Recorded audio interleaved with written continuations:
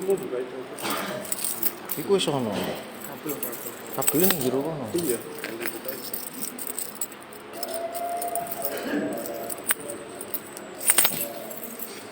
Teritori.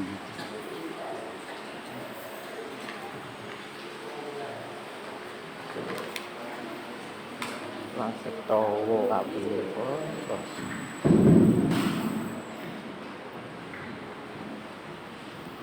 Kabelnya gila. Hah? Oh, itu. Kabelnya kurang tinggi.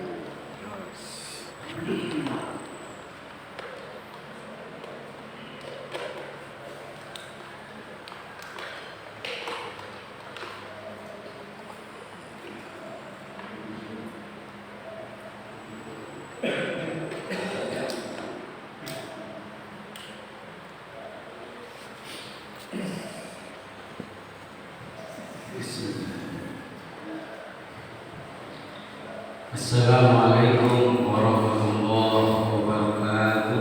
Waalaikumsalam. Alhamdulillah, alhamdulillahirabbil alamin. Alhamdulillahirabbil arsyil azim. Alhamdulillahirabbil samawati wal ardh. Alhamdulillahilladzi arsala rasulahu bil huda wa dinil haqq liyuzhirahu 'ala dini kullihi walau karihal musyrikun wa kafaa billahi shahidan. Asyhadu an la ilaha illallah wa asyhadu anna Muhammadar Rasulullah. Allahumma shalli wa sallim wa barik alaihi. Alhamdulillah, senantiasa kita panjatkan bersyukur kepada Allah Subhanahu wa taala yang pada pagi ini telah menghidupkan kita kembali setelah kematian kita. Alhamdulillahilladzi,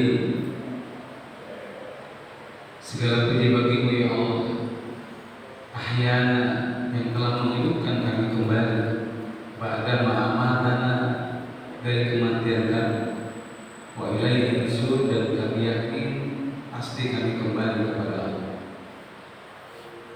Setiap waktu yang kita lewati yang tidak akan pernah kembali, itu akan mencatat pada diri kita dan akan digambarkan kembali nanti pada tingkat mana kita berakhir.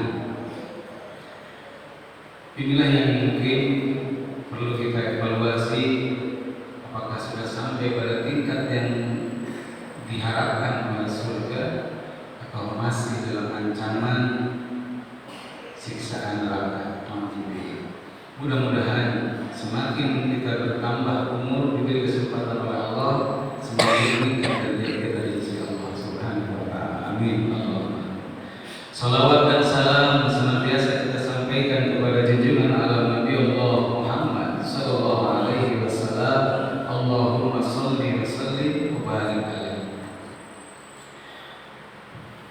Alhamdulillah, di bulan Maulid ini kita mengenang bagaimana manusia terbaik dilahirkan, dan kita berusaha mengikutinya sekuat tenaga atas keimanan Rasulullah, bagaimana cara berpikir Rasulullah, kehidupan keseharian Rasulullah, dan sampai pada perjuangan Rasulullah SAW mengubah kehidupan jahiliyah menjadi kehidupan yang benar-benar penuh barakah. Ini salah satu tanggung jawab kita sebagai umat Nabi Muhammad SAW.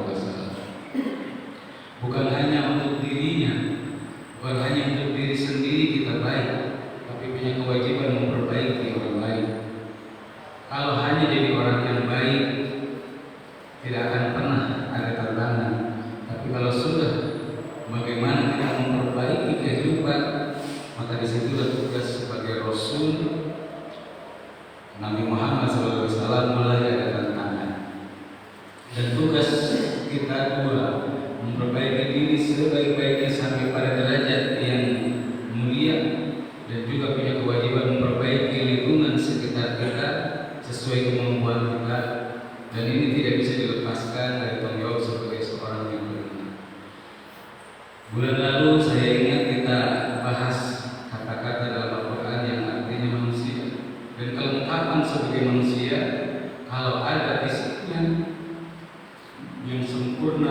jiwa, ada yang benar. Lalu kemudian dia menunaikan tugas. Karena orang yang hanya berkutik urusan dirinya, tidak melaksanakan tugas, berarti akan terjerumus kepada sifat-sifat hewan. Lalu kemudian dia ada hasil karyanya, nampak hasilnya. Beda dengan jin yang tidak nampak hasilnya. Lalu kemudian dia akan meneruskan kemuliaan manusia, yaitu kemuliaan dari penciptaan Nabi Adam alaihissalam. Kemarin kita sudah bahas ini atau belum? Sudah ya? Oh belum. Jadi ada manusia yang terus ditambah umurnya, malah turun derajatnya. Ada yang jadi al-himar, al-day. Ada yang jadi al-falgun, anjing. Ada berubah menjadi al-an'am, binatang ternak. Ada yang jadi adawab, binatang busuk. Ada lagi jadi al-qirodah, monyet. Dan ada yang jadi khanazir, babi. Allah sebutkan kalimat-kalimat ini tidak sedang menyebutkan hewan-hewan, tapi sedang menyebutkan an-nas. Kalimat an-nas itu kalimat yang dihubungkan dengan tugas manusia. Ya ayuhan nas, hai manusia, ubudu rabbakumul ladzi khalaqakum. Surat Al-Baqarah ayat 21. Walladzina min qablikum la'allakum tattaqun. Hai manusia, sembahlah Tuhan yang menciptakanmu, sebagaimana orang-orang dulu Allah ciptakan agar kamu bertakwa. Di ayat ini Allah menggunakan kalimat an-nas dengan tugas yang sangat jelas, yakni tugas manusia di dunia ini adalah hanya untuk beribadah. Saya katakan kemarin, kalau kita tidak usah tidur, bisa tidak tidur, ibadah terus. Kalau kita tidak usah bekerja, ibadah terus memang kita. Kalau kita tidak usah mengurus yang lain, maka ibadah. Tapi kemudian makna ibadah ini perlu diperluas. Ternyata bekerja juga ibadah kita, mengurus rumah tangga ibadah kita, mengurus masyarakat ibadah kita. Makanya ini yang harus kita pahami. Konsep ibadah dalam Islam ada yang makruh, ada yang memang sudah ditetapkan dan wajib, tidak boleh tinggalkan oleh siapapun. Tapi ada ibadah-ibadah yang makruh yang sesuai kemampuan kita. Perang hidup untuk membuktikan pengabdian ibadah kita kepada Allah Subhanahu wa taala. Targetnya adalah la'allakum tattaqun. Pertama, menjadi orang yang benar-benar beriman, berubah manusia menjadi mukmin, benar-benar menjadi seorang yang muslim, kemudian dia jadi orang yang muhsin, lalu dia menjadi orang-orang yang sholihin, dan kemudian dia menjadi orang-orang yang sidikin, lalu sedekat-dekat dengan kualitas orang-orang yang terbaik, yang tertinggi, yaitu orang-orang yang yang paling mulia. Inna akramakum indallahi atqakum. Manusia yang paling baik justru adalah orang yang paling bertakwa kepada Allah, yakni paling banyak melaksanakan perintah-perintah Allah, yang paling sempurna dalam mengikuti Rasulullah, sehingga tugas dia begitu banyak sebetulnya kalau urusan ini. Jadi kalau orang hidup santai-santai saja, tenang-tenang saja, dia akan bermasalah di hadapan Allah. Karena dunia tempatnya kita sibuk, kabar, tempatnya kita susah payah, tempatnya kita jerih payah. Ketenangan cuma ada tempatnya nanti, pertama di alam kubur, kedua di surga. Tidak boleh ada istirahat sebetulnya. Kalau memang dia masih matanya terbangun, fisiknya sehat, maka dia tidak boleh berhenti untuk meningkatkan kualitas ibadahnya sampai derajat tertinggi. Kita coba bahas dari paling bawah. Pertama adalah khanazir. Khanazir ini untuk orang-orang Yahudi. Allah menyebut orang-orang Yahudi dengan khanazir, babi. Hal nabiyukum bisyarri min zalik masubatan indallah. Apakah akan aku beritakan kepadamu orang yang lebih buruk pembalasannya dari orang yang fasik itu? Orang fasik ini orang yang sudah tahu tapi malah merubah-rubah ajaran agama Allah. Orang yang membuat keputusan, membuat hukum, membuat sesuatu yang sudah tahu ada hukum Allahnya, malah dia buat yang baru, maka dia disebut fasik. Maka dia dikutuk dan dimurkai di antara mereka, dijadikan salah satunya kirodatan wal khanazir. Jadi di antara orang Yahudi ada yang dirubah menjadi kera dan ada yang dirubah menjadi babi. Nanti di akhirat ketahuan mana Yahudi itu karena berubah wajahnya jadi babi dan kera atau monyet. Ini orang-orang yang berusaha melawan Allah dengan mengubah mengotak-atik hukum Allah sesuai dengan kebutuhannya. Orang-orang ini diberi kepintaran yang sangat hebat oleh Allah, kecerdasan dan kemampuan, sehingga orang-orang Yahudi memang bisa menguasai, dan dia tidak pernah mendakwahkan agama Yahudi. Dia tidak pernah mengajak orang dari Yahudi, bahkan dia ingin menghilangkan semua ras yang bukan Yahudi, karena yang lain itu kualitas pasar kaget semua. Yang terbaik itu kami, karena nabi-nabi banyak dari dia. Justru ketika kita pikir balik, kenapa nabi-nabi diutus banyak kepada Bani Israel? Karena justru mereka sangat bebal, sangat susah. Kalau ada nabi dulu mungkin banyak sekali mudah beriman, mungkin ini kita tuh mudah luluh ya. Saya mungkin membuat renungan mungkin ada yang masih menangis ya. Tetapi orang-orang Yahudi kalau tak masuk akalnya dia takkan pernah ikut. Bahkan kalau itu keturunannya lebih rendah dia akan tolak. Mengapa Nabi Isa ditolak? Kenapa Nabi Muhammad ditolak oleh Yahudi? Karena ini bukan keturunannya. Dia tidak bisa menjadikan orang lain jadi pemimpinnya karena dia merasa yang terbaik, dan selain ras mereka harus dihilang. Itulah yang target Yahudi untuk menguasai dunia sehingga semuanya jadi Yahudi. Tapi mereka benar-benar telah dikutuk oleh Allah karena keingkaran kepada para nabi, bahkan nabi-nabi dibunuh, bahkan nabi-nabi kemudian juga mendapatkan perlakuan yang sangat-sangat buruk. Inilah khanazir dan babi dan monyet. Tapi hati-hati, karena sifat ini mungkin juga dilakukan oleh orang yang mengaku beriman. Kalau mereka bersikap sombong, mereka dilarang untuk mengerjakannya, maka dia akan jadi kera yang hina. Ketika ada orang mengingatkan kita dari perbuatan yang buruk, lalu kita sombong, lalu kita mengatakan apalah kau ini misalkan, maka dia sudah menjadi kera yang sangat hina. Walaupun mungkin tidak berubah dalam fisiknya, tetapi dia orang yang sudah hina karena lebih rendah atau minimal serendah kera itu. Memang ada kera yang mirip manusia, namanya pun ya seperti kita, orang hutan, ya, orang yang di hutan, yang cuma hidupnya makan, minum, urusan dunia saja dipikirkan, bahkan memang dia tidak berpikir bagaimana urusan akhirat. Ketika ditegur dalam kesalahannya, maka muncullah kesombongannya.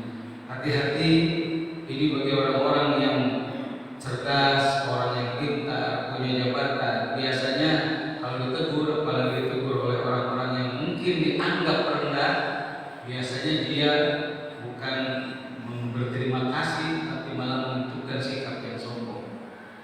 Ini begitu Yahudi yang jadi kera. Kita lanjutkan lagi. Yang ketiga itu jadi agama.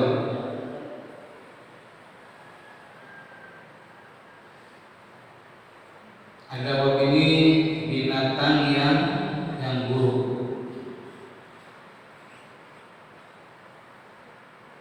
Binatang yang buruk. Ternyata siapapun yang kafir kepada Allah, Allah sebutnya agawab, binatang busuk. Kalau dalam bahasa hadis disebut tengkorak berjalan. Seindah apapun, secakap apapun, segagah apapun, Allah nyatakan orang yang tidak ada iman maka disebut agawab, binatang yang busuk. Mereka tuli dan bisu dan tidak mengerti tentang apa memahami kebenaran. Sesungguhnya inna syarrad dawab innallahi alladziina ataqu fahum la yu'minun.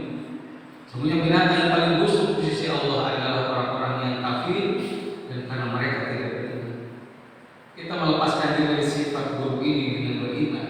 Karena orang-orang tidak beriman sebaik apapun diberikan dunia oleh Allah, dalam pandangan Allah adalah binatang yang buruk.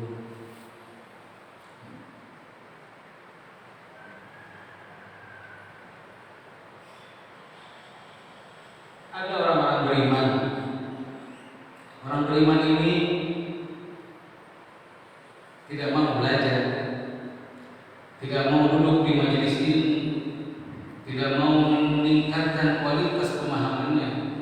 Maka ternyata walaupun sudah mengaku beriman, maka mereka akan tetap jadi isi neraka jahanam. Mereka punya akal, mereka punya hati, mereka punya mata dan telinga, tapi tidak digunakan untuk semakin meyakini kebenaran, tidak melihat keagungan Allah sehingga dia semakin tunduk kepada Allah. Maka orang-orang yang tidak pernah menggunakan mata telinga untuk belajar meningkatkan kualitas dirinya, ulaika kal an'am bal hum adall. Mereka seperti binatang ternak, bahkan lebih sesat dari itu. Ini macam-macam kalau ini nanti berubah jadi kambing, jadi sapi, jadi ayam, yang diternak. Hidupnya hanya untuk makan, minum, jalan-jalan, beranak saja, persis seperti kambing hewan itu. Kalau dijual aja nanti. Kalau ini tak berharga mereka. Nah, seberapa besar pun daging kita tak ada yang beli. Ayam masih ada harganya, kita tidak ada harganya. Setelah mati tak ada yang mati dijual, kubur dan tidak ada yang mempedulikan lagi, kecuali doa-doa orang-orang yang soleh. Maka hati-hati, alhamdulillah, mudah-mudahan yang selalu istiqomah di majelis ilmu, insyaallah tidak termasuk golongan ini. Amin. Allahumma amin.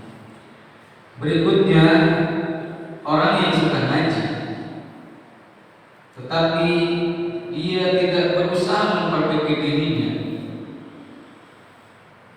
Orang yang sudah ngaji, tetapi dia tidak berubah, maka terancam dengan al-qalbun. Dia menjadi sosok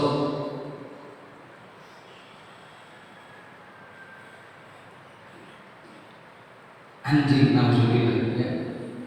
Sosok yang disebutkan oleh Allah dalam surat Al-A'raf ayat 176, walau syi'na larfa'na biha.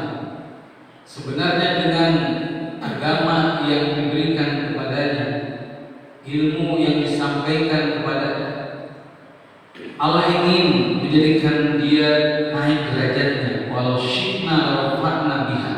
Dengan itu dia akan dinaikkan derajatnya, dimuliakan. Walakinnahu akhlada ilal ard. Tapi orang ini setelah diberi ilmu, diberikan kebaikan oleh Allah, dia tetap saja mencintai dunia dan memperturutkan hawa nafsunya. Ulaika, mereka itu seperti anjing.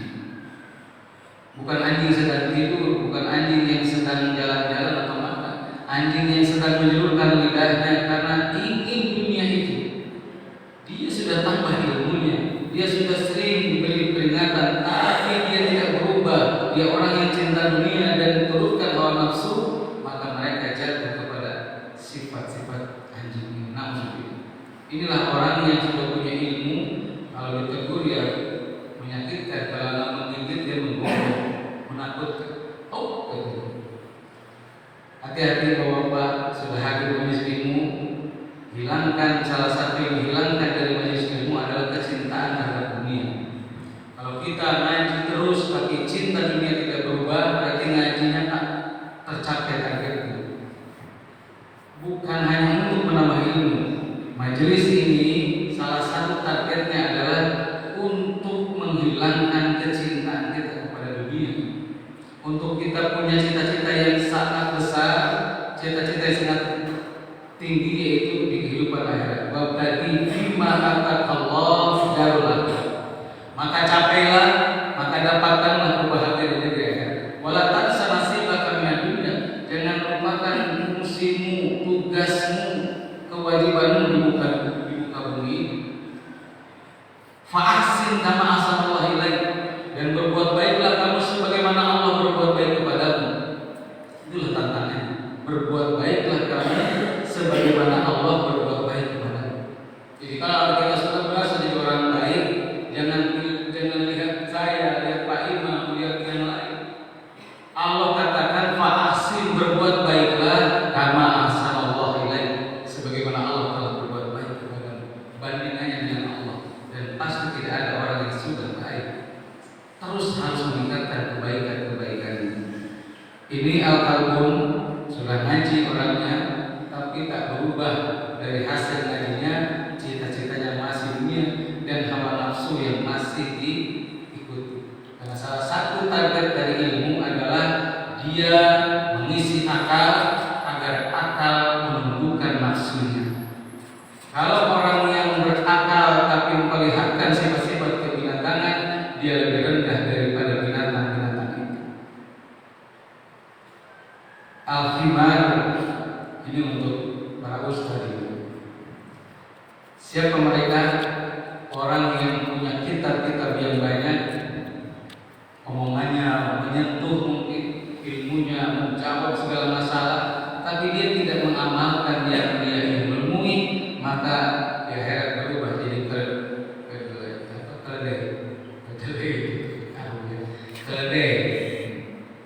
Dia cuma suara aja yang bagus, dia cuma menyentuh mungkin orang nangis, orang paham, dan dia memang membuat orang-orang jadi cerdas, tapi dia tidak melaksanakan ilmunya, maka dia tetap menjadi hewan yang ada dilemparkan ke neraka.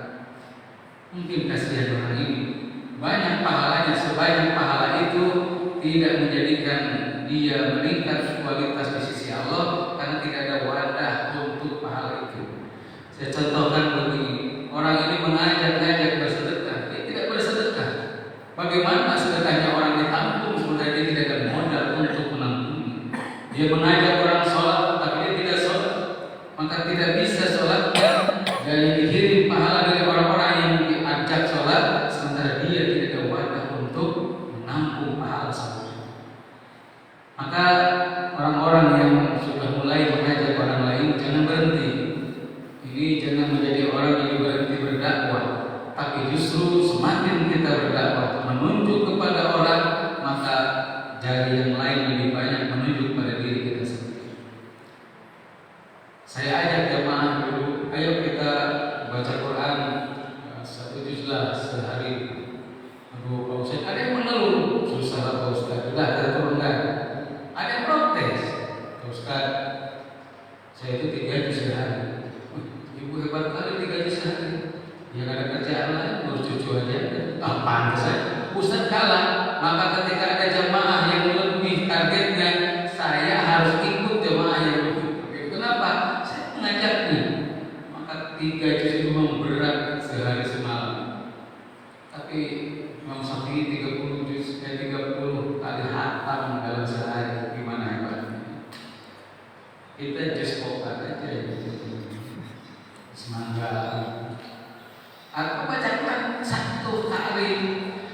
Kita sering ingin mendapatkan syafaat, ingin mendapat syafaat. Salah satu syarat mendapatkan syafaat itu adalah dalam satu kitab, saya lupa namanya, orang yang berhak mendapatkan syafaat Rasul, salah satunya adalah yang tidak bosan-bosannya membaca Quran. Agar tidak bosan sesuai dengan keadaan kita. Kita targetnya 1 juz malah jadi repot, mungkin kesibukan kita yang sangat banyak. Minimal tiap hari kita baca Al-Quran. Saya dawamkan sejak dulu, dari mulai pokoknya tiap pada subuh dan pada maghrib, kecuali hari ini karena isi pengajian. Belum pernah saya isi pengajian subuh karena wajib itu subuh baca Quran ketika masih ada anak-anak, dan maghrib anak saya 4. Setiap tahun insya Allah setengah tahun itu 1 Quran kata berenam itu dengan dibaca artinya, karena tidak hanya ingin mengumpulkan pahala, kita ingin mengobati jiwa kita. Salah satu obat hati adalah membaca Quran dengan artinya, dengan pemaknanya. Ada berapa obat hati Bapak? Ada 5. Pertama bangun malam, kedua baca Quran, sedekah, zikir yang panjang, dan suka berkumpul dengan orang yang soleh. Kalau 5 obat hati ini kita lakukan terus, insya Allah hati kita akan sehat, akan bersih, akan segar dan terbuka. Tapi kalau tidak, berarti muncul penyakit hati, bahkan kotoran-kotoran hati. Ini yang hati-hati orang yang sudah mulai berdakwah, lanjutkan, ajak orang sebanyak-banyaknya dengan terus memperbaiki diri, karena tugas kita tidak bisa. Ya, kalau begitu saya di YouTube di sini saja ya tidak bisa. Nabi kita itu nabi dan rasul. Nabi berarti untuk dirinya, rasul untuk menyampaikan dan memperbaiki orang lain. Kalau bapak-bapak hanya untuk diri sendiri, nabinya bukan Nabi Muhammad, berarti Nabi Sis gitu. Nabi Daniel yang tidak terkenal yang untuk dirinya saja. Memang Nabi itu 124.000 diberi wahyu untuk diamalkan sendiri, tak disampaikan. 313 saja dari 124.000 Nabi, 313 yang punya kewajiban menyampaikan. Dan di antara 313 itu kita tahu sejarahnya bagaimana ketika belum menyampaikan sangat dikeluhkan, dipuji. Ketika sudah menyampaikan barulah diingat. Ini ada 25 Nabi ceritanya dalam Al-Quran. Lihat bagaimana kisah Nabi Adam, kisah Nabi Nuh, Nabi Ibrahim, Nabi Musa, Nabi Isa, Nabi Muhammad SAW. Itu benar-benar melihat ada tugas yang besar, karena mereka adalah Nabi dan Rasul. Bahkan Nabi Rasul yang disebut ulul azmi, yang perjuangannya, yang dalam kehidupannya begitu banyak tantangan. Dan ini menjadi contoh kita. Tak bisa Nabi juga sibuk sholat tahajud, tak bisa kita tidur aja pengen disapa, pengen ke surga, tapi tidak mengikuti sungguh-sungguh, capeknya, lelahnya, bahkan terasa ibadah ini sampai, kalau bahasa saya itu meleleh gitu. Sampai ya Allah, ini udah habis sepertinya. Saya sudah sholat, sudah ibadah, segala saya lakukan. Itu pun kalau dibandingkan dengan yang harus kita contoh, Nabi kita Muhammad SAW, mungkin belum ada apa-apa. Kenapa kita masih santai? Sementara Nabi Muhammad dulu sangat sibuk. Beliau bahkan tidak tidur karena ibadahnya begitu hebat. Jadilah umat yang dibanggakan Rasulullah dengan mulai menjadi orang yang beriman. Orang yang beriman ini orang yang bukan hanya ngaku dalam lisannya, seperti orang-orang Arab Badui. Qalatil Arabu amanna. Orang-orang Badui itu mengatakan kami telah beriman. Rasulullah melihat pengakuan ini, mendengar tapi belum mengakui. Dia telah mengaku beriman, tapi kok nggak tampak sifat-sifat orang beriman, nggak tampak kemudian kehidupan orang beriman. Rasulullah tidak bisa menolaknya juga, karena dia mengatakan beriman. Rasulullah tidak tahu jawab dengan hati orang-orang. Rasulullah hanya tahu jawab dengan apa yang diucapkan dan diperbuat. Hanya orang-orang ini ucapan dan perbuatannya kok nggak sesuai. Ngaku orang beriman kok nggak tampak keimanannya dalam kehidupan. Rasulullah terdiam, lalu Allah langsung menjawab.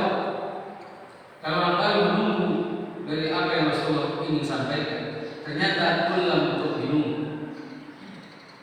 Kul katakan wahai Muhammad kepada mereka, lam tu'minu, kamu belum beriman, walakin qul aslamna, kami baru tunduk, baru ikut-ikutan saja.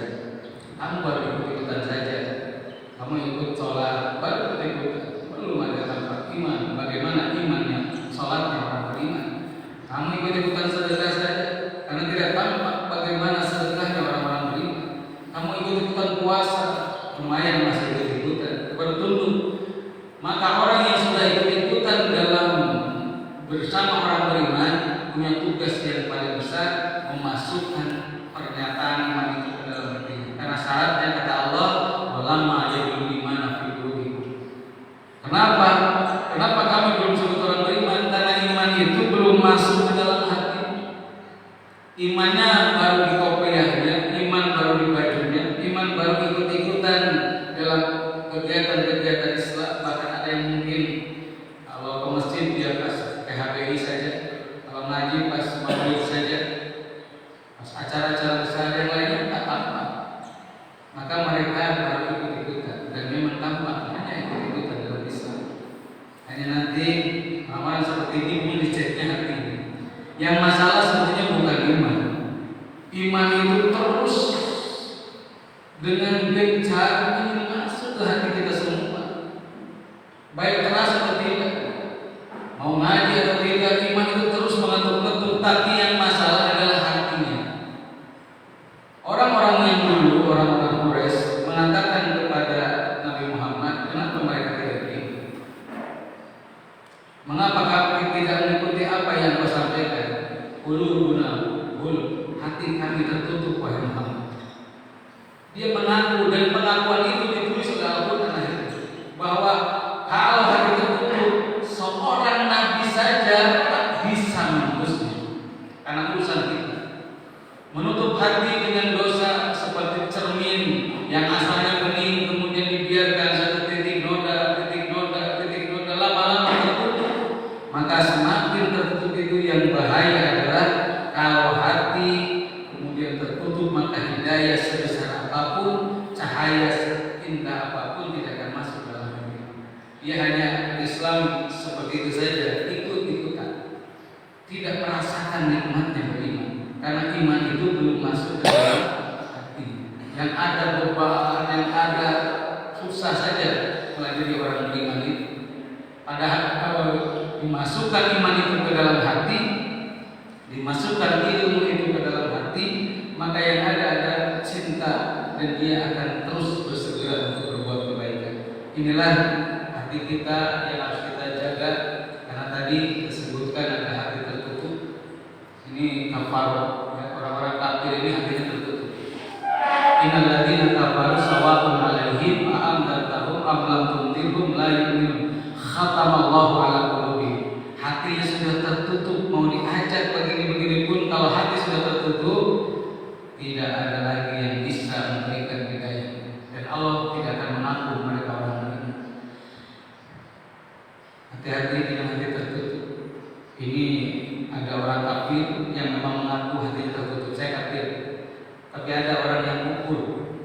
Dia nggak ngaku orang kafir, tapi dia kufur. Apa beda kafir dan kufur? Kalau kafir dia non muslim. Kalau kufur orang Islam yang selalu menolak perintah Allah yang padahal dia mampu melaksanakannya. Saya pernah contohkan, kalau seorang anak mungkin udah puluhan tahun datang ke rumahnya, dia bilang kepada bapaknya, engkau bukan bapakku, usirlah pasti oleh bapaknya. Bagaimana Allah menyatakan juga, siapa yang kafir maka carilah bumi lain selain bumi dan carilah lain selain itu. Artinya diusir oleh Allah. Tapi ada orang yang kufur, dia masih mengaku ibu bapaknya. Kata ibunya, nak, tolong ambil gelas di belakang, nanti laku. Nah, tolong ini bentar laku. Marah juga tuh orang itu. Dia ngaku ini ibumu, iya, tapi dia susah sekali disuruh.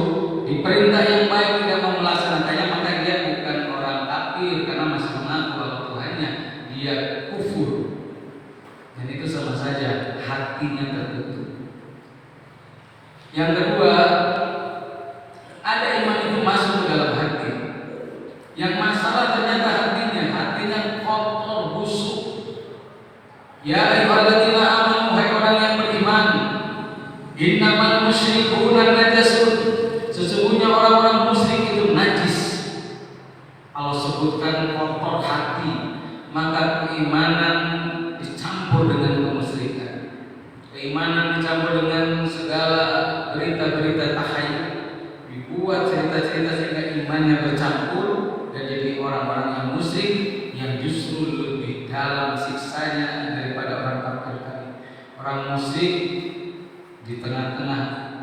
kafir paling atas, yang paling bawah yang ketiga ternyata dia ngaku beriman fi qulubihim marad.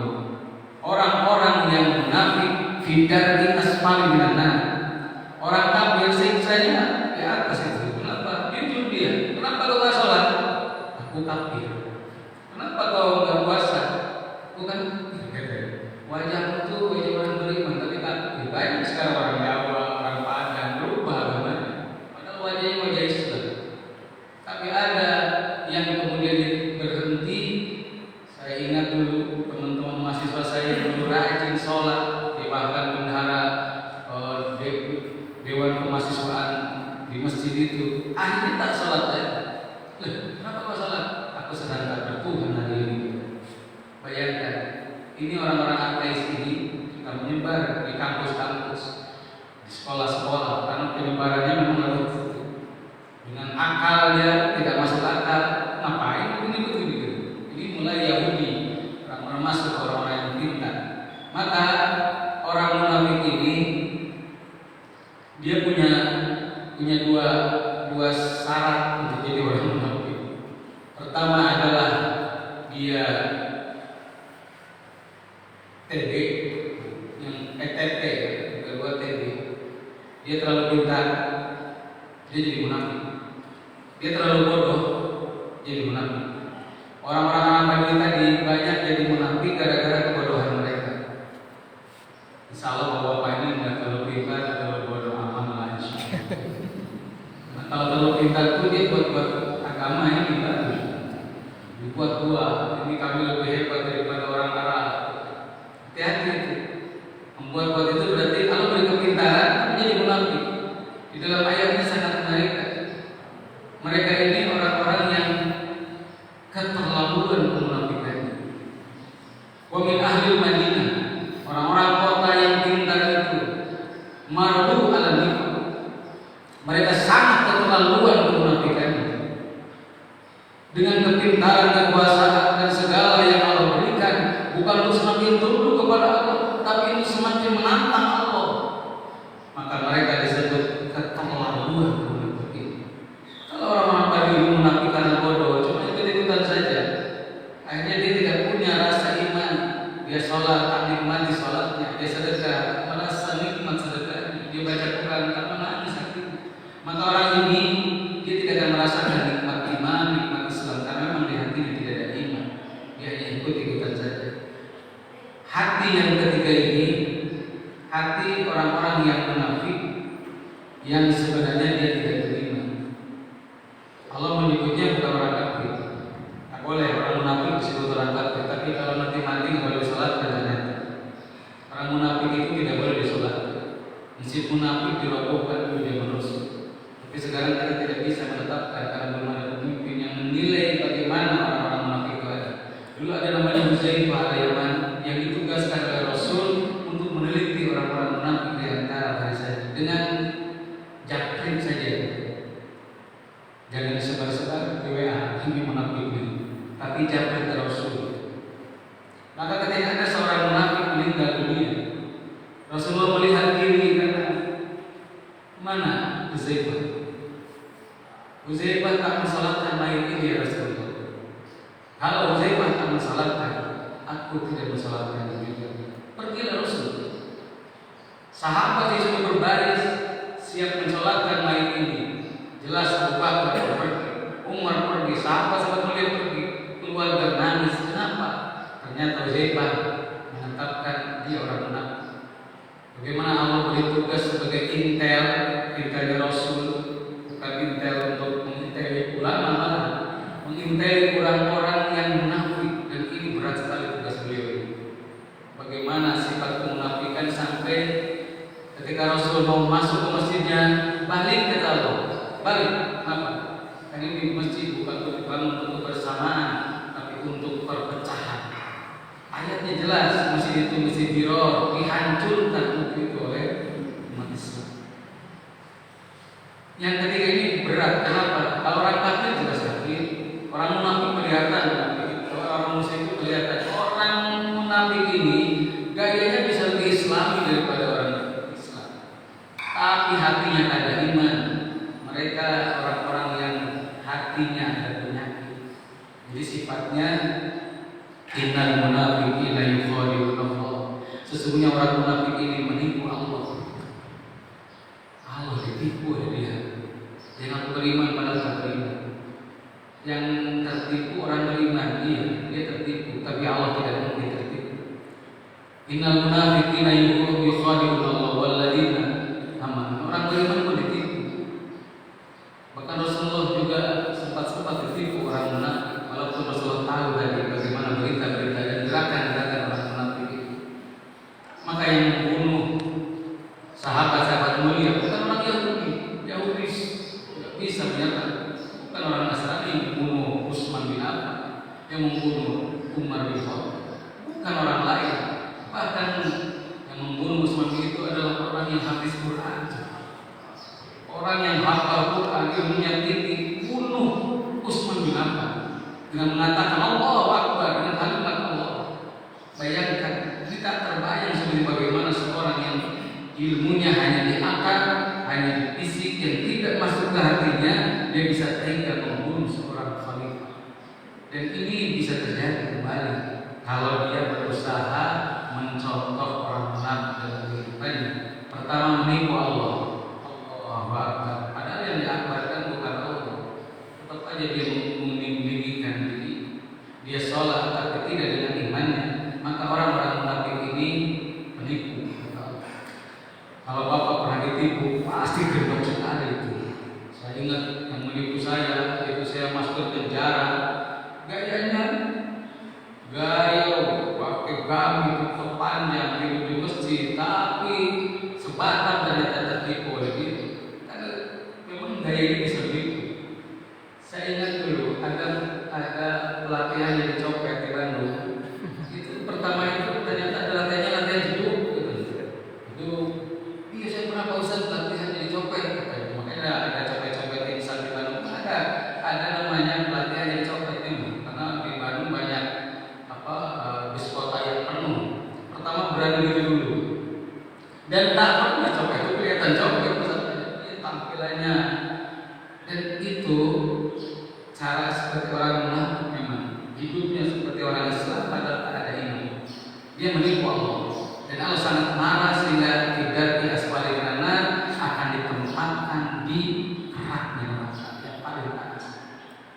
Alhamdulillah. Mudah-mudahan kita dihindarkan dari sifat munafik. Kalau itu muslikan, mudah-mudahan bapak-bapak sudah bisa jauh ke kafiran lagi. Tapi hati-hati dengan munafik. Cirinya adalah yukhadi'una Allah wa huwa khadi'uhum. Wa idza qamu ila shalah qamu kusala. Dan kalau diseru diajak untuk sholat mereka sangat-sangat malas. Urusan sholat saja malas. Padahal sholat ini ibadah yang tidak panjang waktunya. Kalau ibadah haji panjang sekali waktunya. Ramadan sebulan. Kalau sholat itu ya yang paling cepat bawa mungkin 5 menit, 10 menit. Tidak usah ada biaya. Zakat harus ada biaya. Tidak usah juga terlalu banyakin baca Al-Fatihah dan Qul Allah saja sah atau seterusnya. Hanya malaikat mungkin sholat dia tidur kenapa? Pasti guru lumayan kasih saran. Hidup lagi sedikit sekali lah yang berubah bacaan. Artinya apa? Orang yang malas sholat ini tanda munafik yang paling jelas. Kejelasan kemunafikan dia malas sholat. Yura'uan nas. Dan kalau dia semangat beribadah, maka pasti sedang ingin mendapatkan pujian manusia. Jadi jelas bukan karena iman. Dia sholat semangat, oh pantas mertua sedang datang dari kamu. Paling depan, mertua pulang, dia pulang dulu. Orang-orang seperti ini jelas terdapat pahala dari Allah. Walaupun sholatnya, walaupun infak zakat besar, tapi kalau bukan karena Allah, dia hanya pujian manusia dia akan dapatkan itu. Nanti ada orang yang mati syahid di hadapan pengadilan Allah.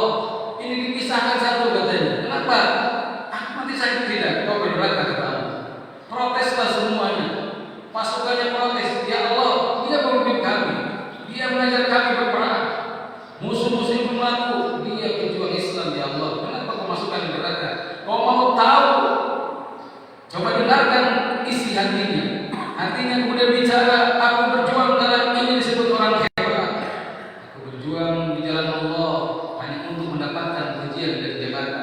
Maka kata Allah, sudah kau dapatkan itu semua, silakan kau nikmati di neraka. Didatangkan juga ulama yang sangat terkenal, murid-muridnya banyak, protes semuanya, ribuan muridnya protes. Ini yang menyadarkan saya, ya Allah, saya bisa sholat, saya bisa apa? Ini orangnya, kenapa kau lemparkan ke neraka? Kau ingin tahu selama dia menyampaikan apa kepadamu, hatinya kau dengarkan, hatinya bicara, aku mengajarkan ilmu Al-Quran, sholat kepadamu, hanya ingin dihormati, dimuliakan. Dan engkau sudah dapatkan itu kata Allah, silakan menikmati di sana. Ada dermawan hebat yang mungkin masjid-masjid, panti-panti orang miskin mendukung dia ke surga. Allah tak takut walaupun semua orang mendukungnya.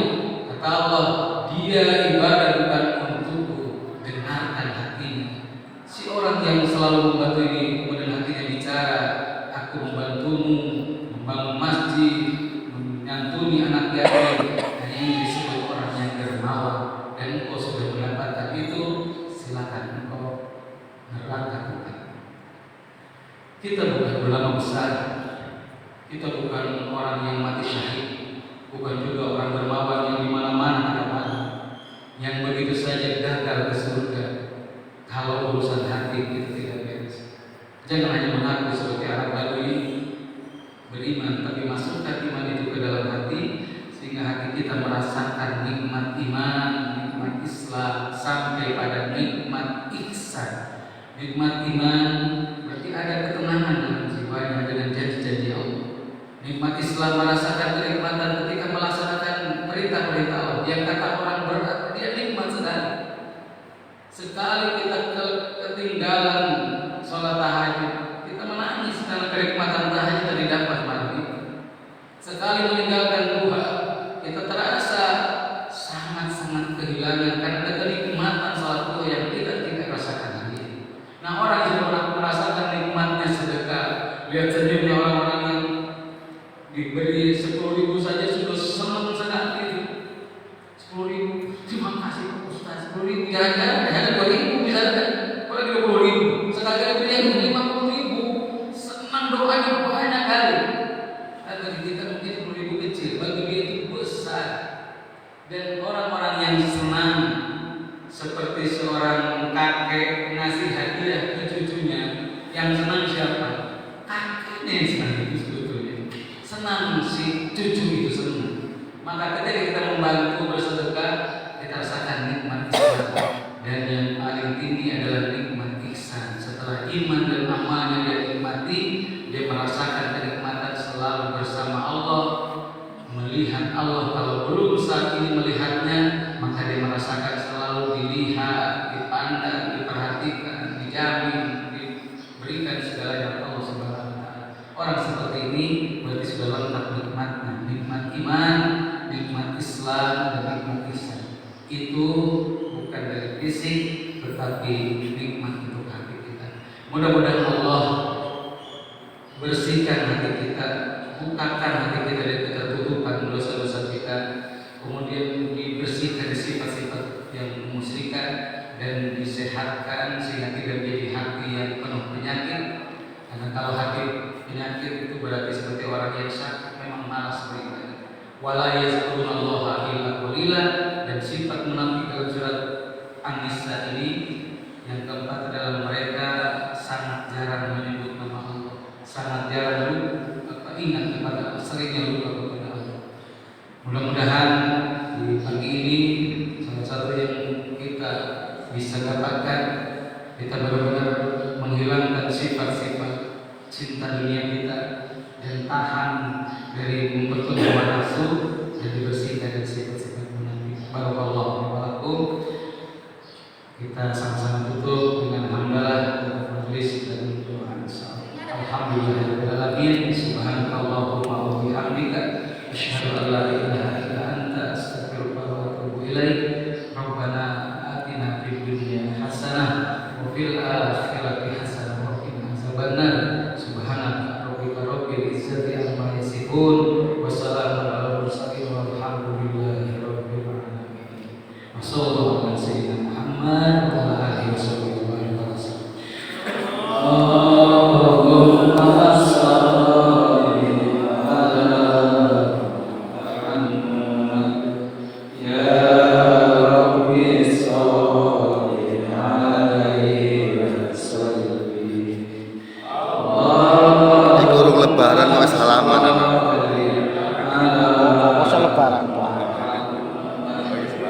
Ya